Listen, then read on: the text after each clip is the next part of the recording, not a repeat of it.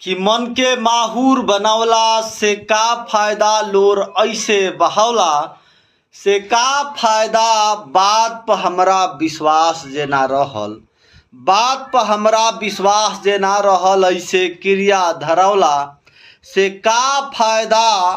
मन में बैठल जो होखे मैल के परत, मन में बैठल जो होखे मैल के परत, तन में साबुन रगड़ला से का फायदा, तन में साबुन रगड़ला से का फायदा।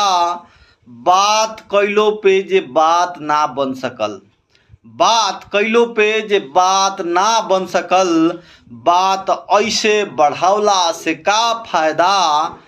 अब तो कुछुए दिन रहे के बा यहाँ, अब तो कुछुए समय रहे के बा यहाँ।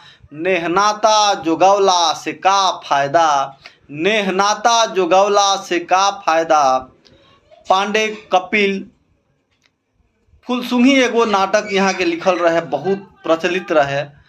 रोआ सब भोजपुरी के लगातार कविता सुनतन जा, बहुत बढ़िया लागता। बहुत बहुत धन्यवाद, आभार, जय हो।